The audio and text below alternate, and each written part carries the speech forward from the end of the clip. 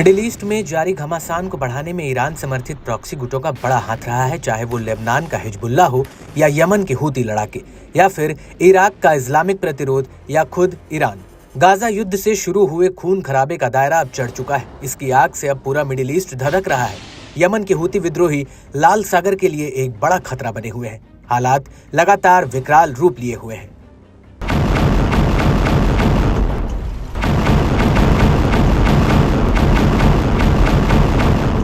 एक बार फिर यमन के हूती विद्रोहियों ने इजरायल के खिलाफ हुकार भरी है। प्रतिरोध के नेता ने सभी मुस्लिम देशों को एकजुट होकर इजरायल के खिलाफ जिहाद में शामिल होने का आह्वान किया है।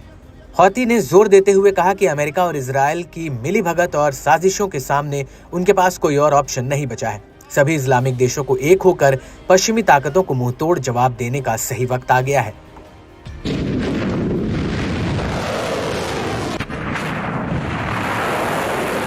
अब्दुल मलिक अल हौती ने इस्लामिक देशों को एकजुट करने की अपनी कोशिश के दौरान कहा, अगर अरब और मुसलमानों ने जिहाद के लिए कुरान और आस्था के पहलू को अपनाया होता तो वो फिलिस्तीन और पूरे इलाके को इजरायल के खिलाफ सुरक्षित रख सकते थे।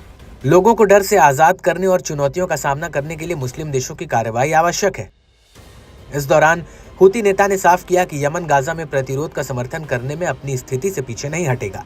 हूती इजरायली नौवहन या बंदरगाहों की ओर जाने वाले जहाजों को रोकने के लिए समुद्र में अपने अभियान जारी रखेगा। इसके अलावा हूती नेता ने अरब और मुस्लिम नेताओं पर अपना गुस्सा भी जाहिर किया। अल हौती ने गाजा के समर्थन में खोखली अपीलों के साथ खोखले शिखर सम्मेलनों और बयानों को बेकार और दिखावटी बताया। उन्होंने कहा कि वाशिंगटन और तेल अवीव पूरे इलाके को अपने कब्जे में करने पर तुले हैं। मुस्लिम देशों को गाजा और लेबनान और अन्य जगहों पर प्रतिरोध का समर्थन करना चाहिए।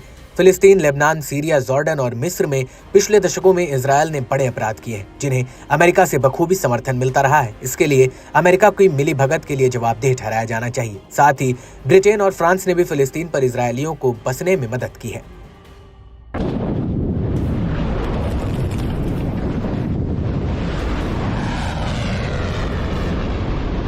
यमनी नेता ने आगे बताया कि गाजा में लड़ाके मजबूत हैं। इजरायली दुश्मन पर दर्दनाक प्रहार करना जारी रखे हुए है। हिजबुल्लाह आए दिन कीर्तिमान रचते हुए इजरायल पर दबाव बनाए हुए है। लेबनान के खिलाफ हमला कर इजरायल ने बड़ी भूल की है, जिसका खामियाजा उसने अपने सैनिकों को गंवाकर भुगतना पड़ा। मुस्लिम देशों को फिलिस्तीन, लेबनान, इराक और यमन में लड़ाकों का समर्थन करके सही रास्ता अपनाना चाहिए। बर्बर और आपराधिक इजरायल के समर्थन, स्वतंत्रता, मानवाधिकारों और सभ्यता के बारे में जो कहते हैं वो भ्रामक और भ्रामक टिप्पणियों के अलावा कुछ नहीं है।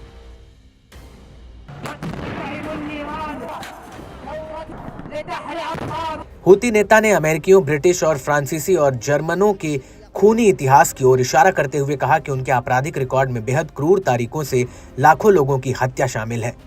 गाजा में युद्ध विराम प्रस्ताव के खिलाफ सुरक्षा परिषद में अमेरिका का वीटो अरबों और मुसलमानों को लेकर अमेरिका के आक्रामक और आपराधिक नजरिए को दिखाता है। इसके अलावा हूती नेता ने यमन के सभी लोगों से सड़कों पर उतरने और फिलिस्तीन और लेबनान के साथ एकजुटता दिखाने के लिए विशाल रैलियों में भाग लेने का भी आह्वान किया।